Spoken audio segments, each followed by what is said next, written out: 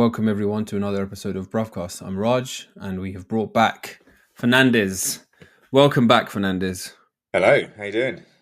I'm doing well, and for the listeners that were persevering with the episode with you last time, this time I can assure you all, Fernandez is not locked in a closet. Like, bro, we had people literally saying it sounds like you trapped your guest in the basement or a closet. So the sound is going to be legit. I did have a closet to escape into. Don't we all, bruv? Don't we all? Like that R. Kelly video. Coming at you live from a coffin. No, wait, no, his one was in a closet, wasn't it? Oh, you're thinking of, what is it? Trapped in a Closet, right? Trapped in a Closet. Part 1 to 26. Or whatever. I remember didn't we discover that at uni? I think we discovered it at uni and then we rinsed it for the next 20 years. Yeah. Basically. Yeah. And we should have known then, really. Bruv. I mean, all the warning signs were there, right? There was every single warning sign about this man's character was in those 20 episodes of a music video of the same song. Yeah. It's the same song, bro, but there's 20 episodes, at least 20 episodes. Yeah. Maybe there's a few less, but there's a lot. I think we rinsed that to hell. Yeah. And I don't think I could watch it again now. That was on repeat for a good month. Because then he's like fighting with the other guy. Yeah. It was it was a funny one. What's been going on though, man? Welcome. How was your Easter? It's good. It's pretty quiet. Haven't really done much, to be honest. Had one Easter egg. Had a Ferrero Rocher Easter egg. Oh, bougie. Yeah, someone got that for us. But that was the most Easter thing that happened this Easter, I think. Did you give any Easter eggs? Did I? Don't think we did, actually. You didn't even give one to Rochelle? No. Is that a husband and wife thing, giving each other Easter eggs? It can be if you want it to be, bro. Weird, mate. I woke up Easter Sunday morning and Rochelle said Happy Easter and gave me an Easter egg. I'm like, what the fuck are you doing? So wait, who got you the Ferrero Rocher one? I think it was my mum. Oh yeah. Classy, man. Ferrero Rocher. Yeah. She knows, innit? She knows you ain't gonna have anything less, bro. If she rocked up with the Snickers, you'd be like, what the fuck is this, mum? I'd have taken the Snickers. I'd have taken anything with nuts in, innit? I think that whiskey's hitting already, bro. That was good, man. I didn't get any Easter eggs. I didn't give any Easter eggs. So yeah. We got mini eggs though. That was our treat today. So close enough, innit? Close enough. It's a close second, bro. I wanted to start this week's episode. Actually, I do want to start this week's episode by saying to the listeners, we're at episode 97. This is the 97th episode, which is crazy that we've got it this far. If you have been listening from the beginning, from that very first episode, welcome and congratulations to making it this far, and bearing with all of the technicalities and the gaps and everything. Thank you so much. Thank you for the support. Thank you for the messages, the encouragement. It's basically keeping us going, and has brought us to where we are today. So just wanted to give a shout out to all the listeners, and please do keep the feedback coming. Keep the stories, the struggles, any of your audience feedback, keep it coming in, because it really helps strengthen and grow the show. And you can reach out either through Instagram or through our online form that we have on our Instagram page for the anonymous messages. And also, if you haven't done this yet, hit that follow button, because you get the episodes downloaded. You don't have to be messing around when you get on the underground. So just a little public service announcement. I normally do that at the end, but sometimes people I do the same thing. I'm listening to a podcast, and when they're doing the promo stuff, I'm out, bro. So I'm gonna do it before, so that you can't even get through to the content before listening to the PSA stuff. But the first thing I wanted to talk about, there's two news stories that I wanted to discuss with you. Get your hot takes, bro. Get your hot takes. All right. Okay, so the first one is there was a historic all-women space crew. Blue Origin launched 6 women into space, including Katy Perry, Gail King, who's a journalist, Lauren Sanchez, Jeff Bezos' fiance, and some others. It doesn't say on here, but I'm sure I can get the rest of it. But there was six stars. So before we get into the story, I was it's actually kind of relevant to what you were saying, because hold on, let me bring this up. Got to fact check you on the all-female crew, though. Oh, have I got it wrong? Well, they weren't a crew, were they? They were just passengers. They weren't operating the spacecraft. They didn't have to learn anything about how space travel works. It's true. Well, one of them was an engineer, actually, but she didn't. She wasn't. My bad. She was a scientist, but the majority of them wasn't. But before we'll get into that. The first thing I want to talk about is the spaceship that they took. Yeah.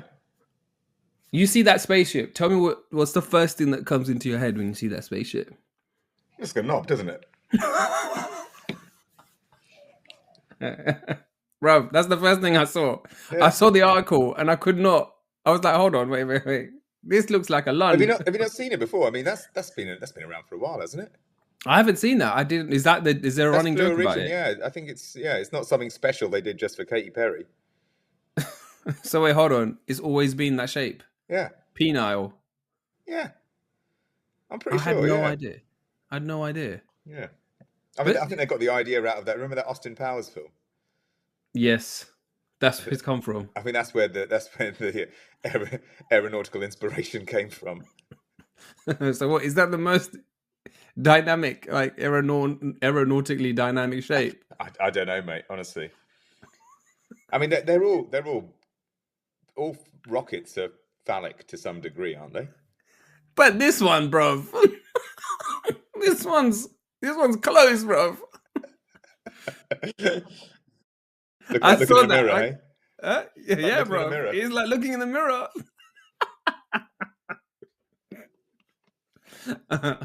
Okay, so you're saying that the space crew didn't really have much going on in terms of weren't part of any. I mean, I just thought it was a lot of hype. I don't really understand what value that brought humanity or research in any way, and in the current economic climate, I think it was a bit tone deaf. Yeah, I think that's the fire that they're getting into, because they're saying that it was like it wasn't the right time for something like that. Nah. It overlooks the usual achievements of the many engineers and scientists who made the trip possible. Instead of taking the people that actually were making it possible. Of all the people that could have been, rewarded or thanked for their contribution to humanity with a 11-minute flight into space, I just felt like there were more deserving people. If that's what it was about, right? If it's not about research or exploration or pushing technical boundaries, then what is it about? It's about either it's a reward, or a thank you for someone, or it's a promotional thing. And I think this fell into the latter category, which is why I can't really, I don't have much positive stuff to say about it, I'm afraid. Well, yeah, I mean, that's basically, it's got a lot of heat for exactly the reasons that you shared. And apparently Katy Perry she did a bit of a song, didn't she? Like, I think it was as they were landing, she was like, do you remember when we gate crashed a karaoke Christmas party and sang "I Kissed a Girl and I Liked It" in front of everyone? And then they realised that we weren't part of the staff Christmas party and we just gate crashed it and they kicked us out. Yeah, it was my sister's friend's Christmas party. Yeah, and I think that we just happened to be in the area, so we were like, let's just rock up. And it was a live band, so it wasn't like one of those like a machine. It was a live band karaoke where you submit it. They'd hired out the whole place for their own. It was Deloitte. It was a bunch of Deloitte finance bros, right? Yeah. and we just jumped on. Yeah. In front of all these mans, like we were part of the crew, bruv, and started and sang "I Kissed a Girl" by Katy Perry. The thing is, we were so bad, right? There was just like no mistaking that we were either. Well, we definitely weren't with the band. That was clear. 100%. And I think it was also clear that we were just taking the piss. Why did we choose that song? I don't know. I don't know. I don't know. It was one of the ones where probably the only one that we could recognize. Yeah. Or the only one that we could read. It might have been one of the only ones that we recognised. Yeah. Or could read, bruv. Yeah. Yeah. They didn't have our classic "Ready or Not" by the Fugees. Oh, that's the classic. That's the old school Raj and Fernandez duet. That is our duet. If we performed that, the night might have ended differently, man. Yeah, maybe we would have been asked for an encore instead of like. They would have embraced us. They would have been throwing bras and knickers at us. They would have been queuing up for our autograph afterwards. Oh yeah, we would have killed it. I don't know if it would be that much. I think we just wouldn't get. We wouldn't have got kicked out, bruv. He literally, as soon as that happened, that guy just wouldn't have got kicked out. Yeah. That guy, there was a guy that was the organizer, and he personally escorted us out. He was like, "You were not invited. Get out." And I think we wanted to get one more drink. And it was free drinks, bro. That's why. It was an open bar, wasn't it? Yeah, it was open bar, free drinks. That makes a lot of sense. Yeah, we got absolutely smashed. That was a good night, man. Yeah, hang on. So yeah, I think Katy Perry did more for humanity in that one night than she did flying up into space. She did. She gave us a night. Yeah. Instead, she just this was just like a random PR stunt. But that was a news story. I wanted to talk about, and then there's this other one, which I will be very surprised if you've heard about this. You probably haven't. So there's a city in Nigeria called Igbo Ora. Okay. And every year they have a twins festival. Okay. So this just happened like last week. Okay. So apparently this town is there's an unusually high twin birth rate in this town. Okay. So they get together and they just have this like festival, and they get all the twins to dress up, like all ages, and they just like have a party. And it's like awesome. five days parade going through the town, dressed in matching outfits, accompanied by drummers, dancers, and an outpouring of joy. Wow. Pretty cool, isn't it? That sounds awesome, yeah. Is it like a global thing, or is it like for the local community? It's just for the local, because it's a town where there's just an unusually high twins birth rate, so they just want to celebrate it. Oh, that's nice. How did you come across that? I was just doing my research, man. I was trying to find some interesting stories, and I was like, "This is cool." And you look at the photos, and they're all properly getting dressed up and stuff. It's nice. Do you have any twins in your family or friendships? I don't think I know any twins. Yeah, my aunt's a twin. Oh wow, okay. And if you saw her and her sister, I can tell the difference, but most people wouldn't be able to. Completely same face. Oh shit! I just realised that my first cousin's kids are twins. Well, hopefully they don't listen to this. I've not met them yet. They're babies, but that doesn't matter. You don't have to meet someone to know of their existence, bruv. Why you? How is that an excuse? That was a self stitch, wasn't it? Yeah, that was yeah. So wait, is your cousin's just had a kid? Just had two? Yeah. Identical? Not identical, no. Okay. Yeah, but one's a boy, one's a girl. That's crazy. I can't imagine what it's like having twins, bruv. Like one is a handful.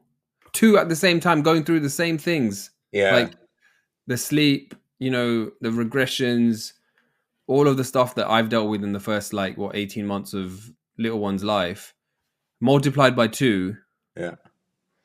And then combine that with every time I think of twins, I have this image that pops into my head from The Shining. Have you seen that, where there's two kind of the two girl creepy twins, and they're on like a tricycle, and they're like going up and down the corridors? Oh yeah, yeah. But it's not. That's just creepy tricycles. Yeah, that's just. I don't like horror movies, right? We've established that. We established that in your first episode. Did we? Yeah. Yeah. No change on that then? You haven't been trying to spice it up with the scariness? Nah, not for me, mate. But you used to read horror books, right? Yeah, I've read, pretty much most of Stephen King's works, but that was much when I was much younger, and I wouldn't gravitate towards horror, either reading or watching now. Definitely not. But when you were younger, you'd watch the movies as well, though, right? You'd watch horror movies. Yeah, but I think I read more than I watched horror movies when I was younger. I think reading it is worse, though. Maybe I just scarred myself for life. That is possible. I mean, I read it, right, which is it's a very, very long book, and it is totally inappropriate for someone for like an 11-year-old to read. I think it was 11 or 12 when I read it. Yeah. Okay. Yeah. You read the whole thing? Yeah, I'm totally fine. Well, yeah, I read that. Well, we are coherent, bro. I don't know about totally fine. I think that's a stretch, possibly. But yeah, that was it, man. That was the news of the week, bro. It was talking about the Lund Rocket and the Twins Festival. I'd actually want to go to that Twins Festival, man. I think it'd be pretty cool to check that out. I think it'd be super weird if you just turned up to a Twins Festival in Nigeria, mate. I just take any brown guy that's got a beard, bro, that has no hair. I take H with me. They'll be like, "Wow, were you born from here?" I'll be like, "Yeah, we're born here. Our parents migrated in the 70s." How are they going to tell the difference, bro? All right, so you're going down the completely the non-identical twin route. Non-identical, but like still both possible bald brown guys. Yeah. Still would work. So there was nothing you shared except for the bald gene. And the beard gene. The beard. Okay. All right, got you. Could work, man. Yeah, and we could both freestyle. Yeah. That's in the freestyle gene. Yeah. I think it would work, bro. I don't think we'd need to even test that out. I think it's if you were to go, who would you go with? I think this is a leading question, right? I think you already know the answer. Now I'm asking the question, bro. I don't know the answers. I can't think of anyone that I bear a resemblance to. Not a single person. No. Are you sure, bro? I'm 100% sure about that. Yeah. I think if you went, bro, you should go with Romesh Ranganathan, bro. I am not just saying that because you're both from the same ends, same part of India. Oh man, you have the same. That's getting out of hand now. Like even my work colleagues in London have caught on to that now. But you know what? To be fair, Romesh has been going through some new phase, bro. His hair is like all this curly whirly business now. So there's a bit. I mean, your hair is curly as well, yeah. But his hair is long curls. He's got the Jerry curl going on. So different vibe. Yeah. Also, I don't have a lazy eye. You don't have a lazy eye, but you still have the Ranga Nation vibes. I mean, bro. I'm okay, right? I mean, if that's the comparison, I'm totally fine with it. Okay, so we'll send. Okay, so me and H will go to Nigeria, and we'll somehow rope Romesh into it, and you can come as well. Yeah. I'll bring my mum as well, right? Yeah, you bring your mum, and he might bring his mum, bro. And then we'll rock up, and they'll be like, "Oh, this is cool." And then we'll be like, "Yeah, these are the Indians, mixing it up." Yeah. But yeah, I have a struggle to share, and I wanted to get your take on this. So, I'm normally like, when I'm driving, I'm pretty chilled, relatively compared to most mans on the road in ends. Yeah. Yeah. But I don't know what it's like where you live, but where we are, everywhere is 20 miles per hour. Yeah, same.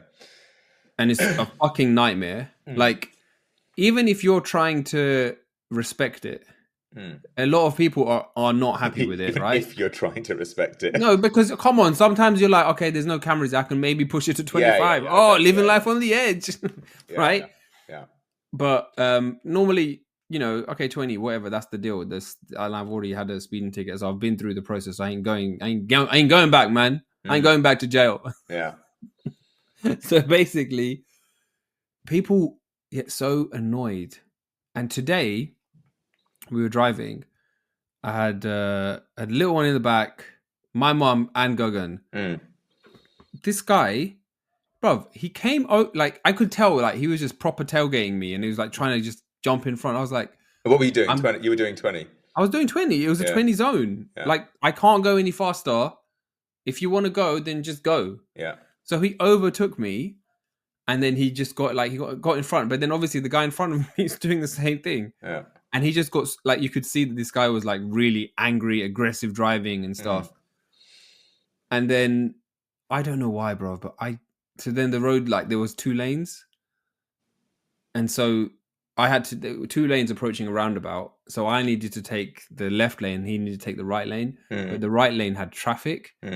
So then I went in the left lane and I, like, boom, zoomed past him like a dickhead, bro. for like 30 seconds. There's still that. Even I find this kind of, you still turn into like a 17-year-old, don't you? In those situations, like, you don't, you know, I would love to, like, just be the bigger man, but the reality is, more often than not, I'm like, yeah, fuck you, let's have a, you know, even if, like, it's just a waste of time. It's just a waste of time. Like, you're going to go your separate ways. I'll tell you another one, along the same line. So a couple of years ago, I drove to France by myself. I just got my new car. I was going out to meet a friend of mine in Brittany and his family, and took the ferry over.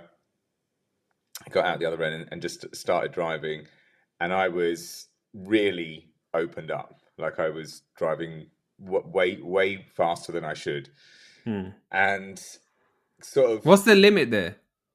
It's between 80 and 120 kilometers per hour in most places.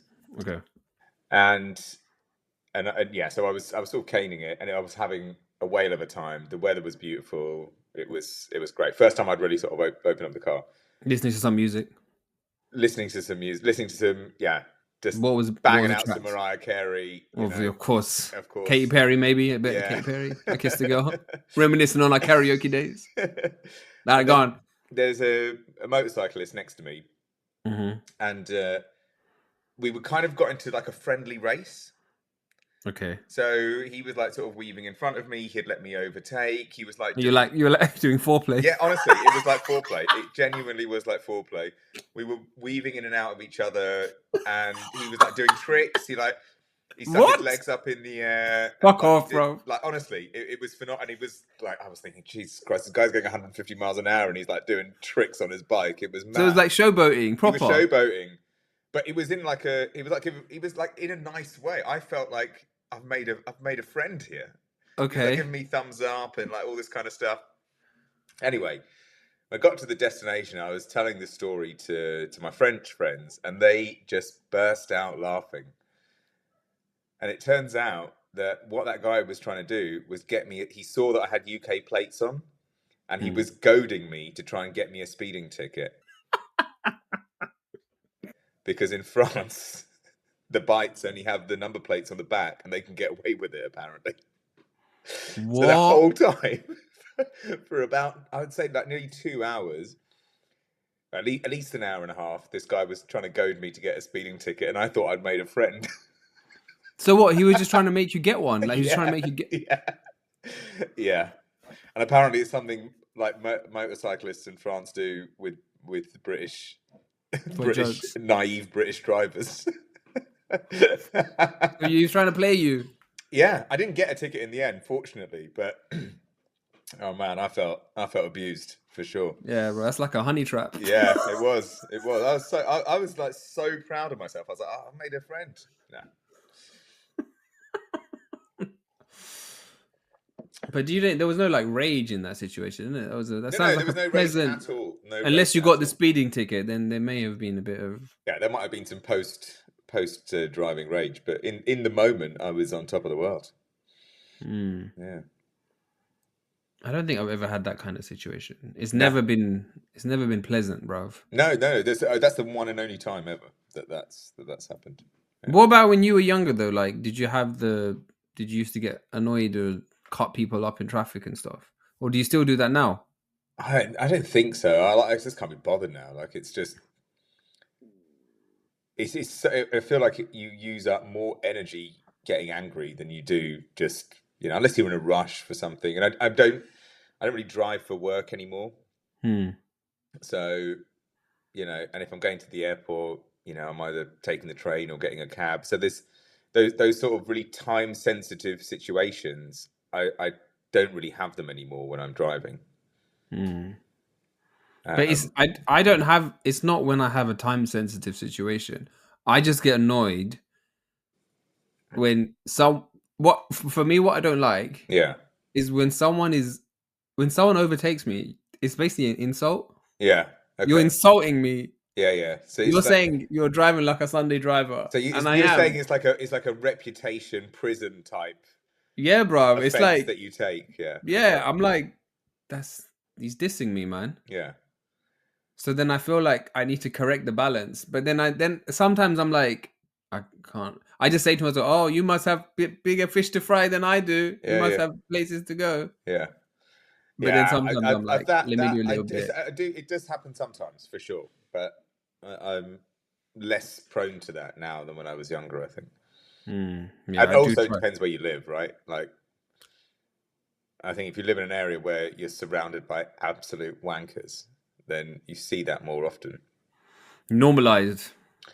Yeah, like, if I'm driving through Wembley. Oh, shots fired. Bro, we're going to have some people that are going to be like, this Fernandez character you've been wheeling in for no apparent reason needs to get the boot, man. Like, who's Fernandez? The guy that likes doing foreplay with motorcyclists in France. Wembley, I think, yeah, Wembley's a hot spot for me, definitely. Why? I don't know. I just think there's just loads of dickhead drivers there. I've not noticed that, bro. There's dickhead drivers everywhere. I'm in South, bro. Everyone drives like a maniac here. Yeah, I bet. They're driving like everywhere, bro. It's worse than driving in India over here, man. Yeah, South is. Yeah, that's. Man's a savage. Yeah. Especially in these 20 miles per hour. It's just like people are very frustrated with this driving. They don't know what to do with their cars. They're like, I just think to myself, it doesn't make any sense to buy a nice car anymore because you're not gonna be able to drive it. The max speed that you're gonna ever be able to do on the regular is gonna be 20 miles per hour. Yeah. So you could literally have any car. Yeah, I think so. It makes no difference as long if you want a big car, then get a big car. Like if you got like kids and stuff. It doesn't make sense to get a sporty car or anything like that because it's pointless. I think so. Yeah, I think so. It's kind of like that's my latest realization, but it's frustrating though, man.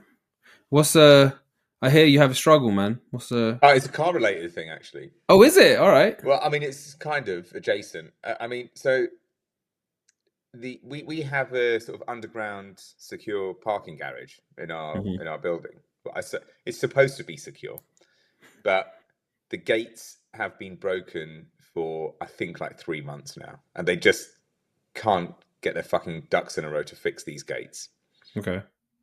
But anyway, in this parking garage, there's probably about 50 spaces. Like it's not a big thing. It's just for people that live in the residence. And the kind of default thing is people leave stuff in their everyone's got an assigned parking space. They leave stuff in their parking space.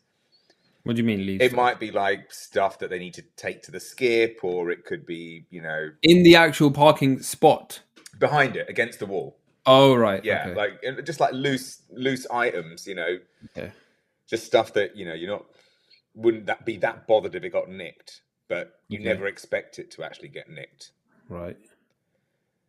And I had a camping trolley there. I don't even know what one of these is. This is kind of like a trolley that's probably about a meter by half a meter, and you can just chuck loads of stuff in it, and it's it's just good for wheeling shopping around and things like that. And someone nicked it. Oh shit! And I'm like, this is like a cheap thing that you buy from Decathlon. Right? It's not like a big thing. And I saw these kids that had like come in and were just like smoking meth in a corner or whatever, like completely out of it. And I'm like, what are you doing? What are you guys doing with a camping trolley? Like, are there not enough fucking trolleys just knocking around? For you to come after mine. That you have to come after my fucking trolley. Of all the things to nick there, it's mad. So yeah, but really I don't think it's that much. I think that's a pretty good idea to steal something like that. What, so they can steal more stuff and put it in the trolley and carry it it's around? Actually pretty smart. Yeah. It's like this is a vehicle, man. Yeah. It's probably the one that wasn't smoking the meth that was like, this is the right thing. All the other ones were trying the fur coats and stuff from the skip. The things were going in the skip, but this one was like, hold on.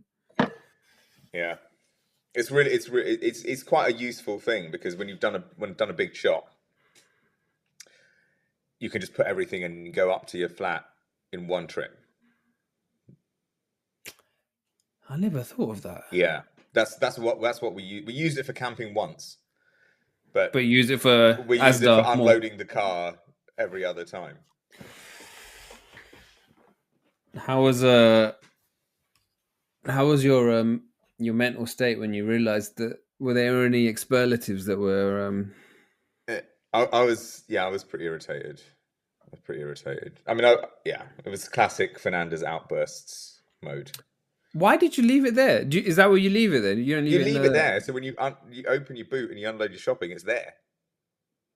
Oh, right. Okay. Yeah. But if it folds, can't you put it in the car? Yeah, but you've seen the size of the boot of my car, mate. You can't fit like two backpacks in it. It's useless. Yeah. Yeah. I will tell you about the actual camping trip that I bought that trolley for, because that was a struggle for Rochelle. Okay. So I had, and that's the actual reason we bought it originally. So we went to a festival called, what was it called? Truck Festival a couple of years ago. Yeah. And I just injured my foot, so I was in like one of those, what do you call it? Orthopedic foot brace things. Mm-hmm. And I was on crutches. But we'd already booked this thing. We're already like organised to go there with some friends. And I was like, and you were camping? Yeah. I was like, can we make it work? And we're like, that's brave, the hardest part of this is actually just unloading the car to the campsite. So let's just get a trolley and that will solve that. And so Rochelle's dragging along this trolley full of camping gear, and I'm hobbling after her. We get to the campsite, and we've bought a tent which is way too big. I mean, it's like an 8-man tent or something. Yeah. The glamping ones. And it wasn't a glamping one. It wasn't. It was just it was a regular tent, but it was just too big, and it definitely needed 2 people to put it up. And I'm slipping and sliding. Oh shit! What? So you had to put it up? Yeah, it wasn't those pre-pitched? No. I'm slipping and sliding all over the place, and Rochelle is never put a tent up before in her life, and basically put the tent up by herself. Oh my god! Yeah. So did it with a smile on her face. So hold on, you rocked up to the festival with crutches. Yeah. Yeah. And then that evening went to see Barrioke on crutches as well. Have you heard that's do you know what Barrioke is? Barry from EastEnders, yeah? Yeah, it's Barry from EastEnders. And he sends a clipboard around the audience and picks like the top 10 songs and then invites them onto stage to do karaoke with them. Oh, really? Yeah, it is phenomenal. It's one of the best, actually one of the best things I've seen live. And we could, like, just to bring it back round, we could do that. We could do Katy Perry, mate. We could find out the next time Barry from EastEnders is doing it, and maybe do a Katy Perry trio with Barry from EastEnders. I've heard that he's a good singer. He's fantastic. He's great. He's a great sort of like getting a crowd pumped up.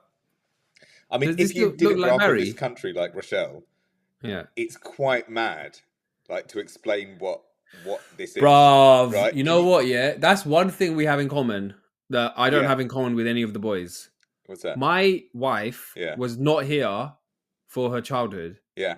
So nothing whatsoever from my childhood, including Neighbours, EastEnders, and most of all, fucking UK Garage, bruv. Yeah. She doesn't know about any of these things. So try.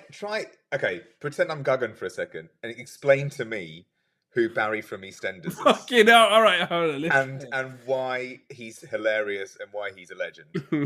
Barry. Okay, so Barry was. Oh, you got to start from what is EastEnders.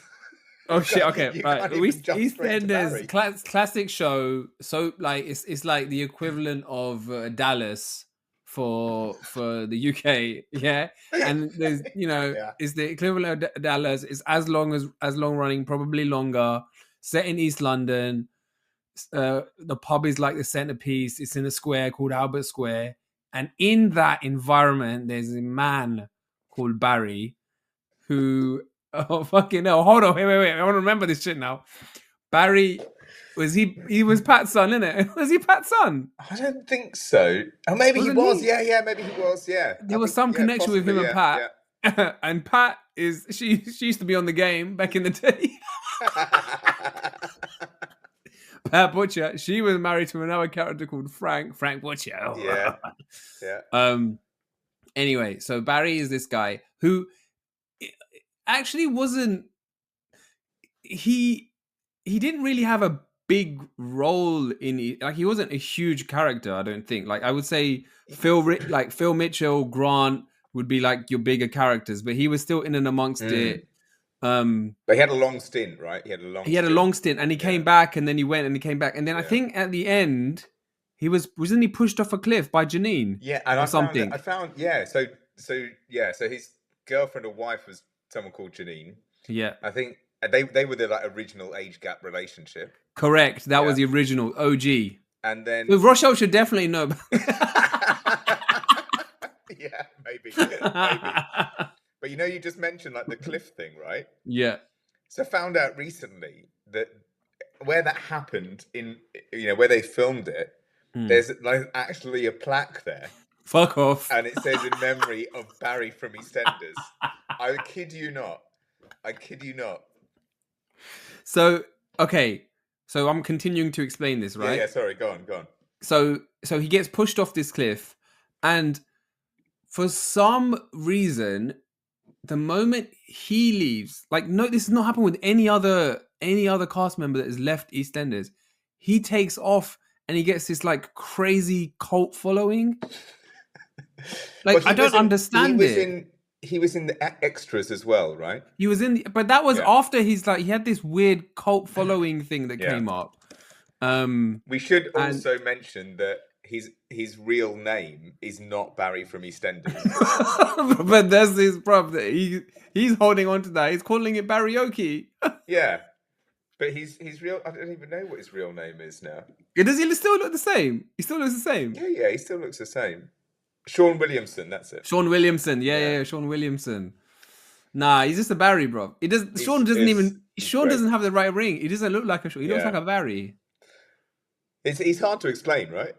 He is hard to explain, and then I think she still would. And even if I explained it, and even if I showed her the clips of it, she would still be like, "Yeah, what's the big deal?" Yeah, it would be difficult. Really, it wouldn't land. No, it wouldn't land. It wouldn't land. It's the same thing. Like I was trying to make her watch Goodness Gracious Me. It didn't land. It did not land, bruv. Yeah, I think that part of it landed with Rochelle, which was the bit where there's a skit where they do a cover of like a Backstreet Boys song. Oh yeah. Yeah, that was good. There's like something about arranged marriages, right? They have so many different ones, and then they have like the like keeping up with the Joneses kind of character playoff. Yeah. There's like a skit that's happening. But yeah, okay. So they'd had Barrioke. So did you do Barrioke on your crutches? No, I didn't do it. I was just in the audience. Yeah. I'm waiting for you, mate. Yeah, thanks, man. Waiting for Loyal. you. Yeah. We go down together, bro. Katy Indeed. Perry style, man. Yeah. So then I was slip sliding all over the place, and it didn't rain though. It did rain. It rained during Oh the night, shit! It down. It didn't rain when we got. Yeah, it rained overnight. The next day it was just horrible. The tent survived though. You didn't have any leaks or anything. No. I think Rochelle managed to get one of the fire marshals to help her put up the tent. Yeah, which is something that I would never be able to do. Right? Can you imagine? No. Can you imagine that? I can't. Yeah. Because even my brain can't imagine that, bro. Yeah. Okay, so she did get help in the end then. Yeah, because she's got no social issues doing that. If it was me or you putting up a tent and we were failing to put up that tent, would you walk over to the hunky fire marshal and ask him to help you put up the tent in front of your wife? If I've got one leg out of commission, bro, I would do it, man. Yeah. I would not let my pride would be overcome, man. Yeah. I was because those 8-man, those are massive. Putting those things up. Yeah. Why did you get such a big tent? It's on sale, isn't it? Did you put it in your trolley? Is it how you wheeled it in? Yeah. That was the whole point of getting the trolley. I'm trying to explain to you the trolley origin story. Oh my god, bro! So you got a big because you're like, oh, we got a trolley. It's all right. We can carry this shit. We can put an 8-man tent, even though there's 2 mans. Exactly. Yeah. We started off talking about Blue Origin. Now I'm talking to you about trolley origin.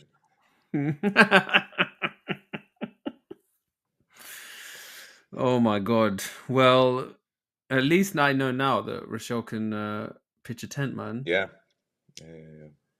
That's hard though. You're brave. I would have allowed the festival, man. Mate, I regretted it so much. Especially when it's like, but you've never been to one, so you probably didn't know what to expect. First one. No, not the first time we'd gone, but it was just like it happened so close. The injury happened so close to when we were going. Oh, it was just sort of like, okay, And to be honest, if we hadn't gone, we wouldn't have seen Barrioke. So you wouldn't have seen Barrioke. That's not something I would have sought out otherwise. No, I feel like I missed out on that one because I remember you asking me to attend that festival. Yeah, exactly. Meant to come to you that could have one. helped put up the fucking tent, mate. Could have, and we would have definitely done Barrioke then. Yeah.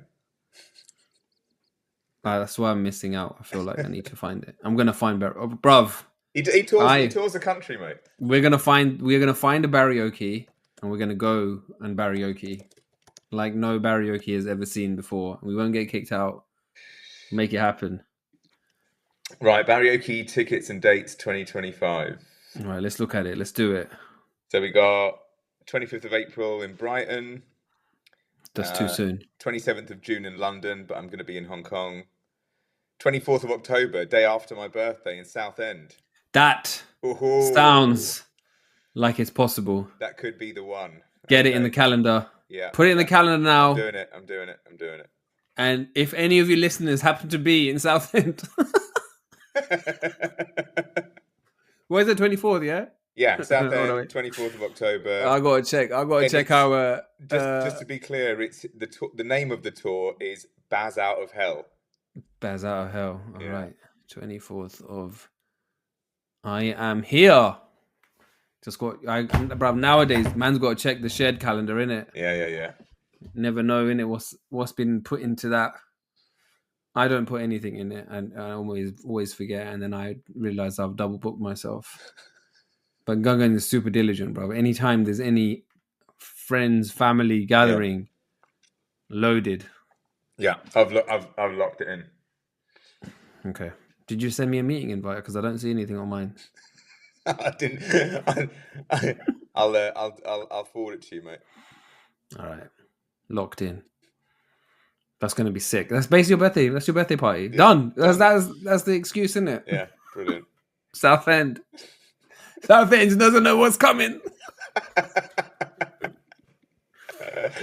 All right. I think we're done, bro. We've probably bored our listeners to death talking Yeah. about Barry from EastEnders because most of them, if not all of them, know exactly who the hell Barry is.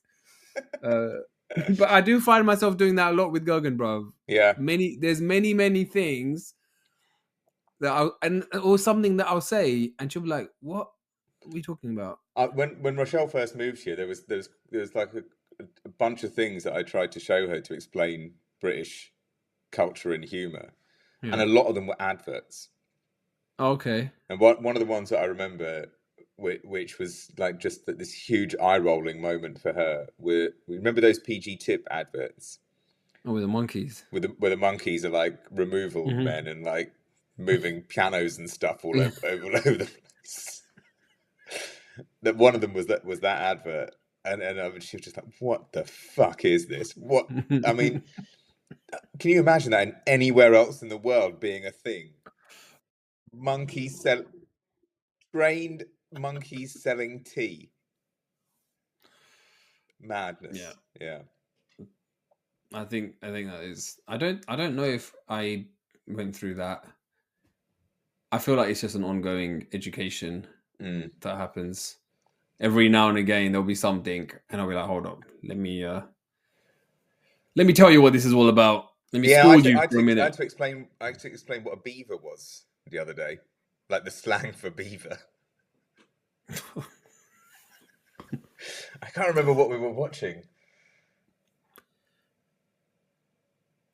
Oh, I don't know. It was some comedy show, and they used the word beaver like completely out of context, and then I had to explain to Rochelle what a beaver was.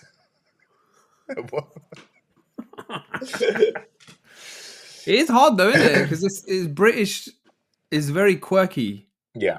Very quirky bunch, bro. Like some of the stuff that we do and mannerisms and idioms that we have don't make much sense. Yeah. But there you have it. I think that's us. Thank you for listening. Thank you so much for your feedback. And please keep it coming. Yeah. We'll see you next week.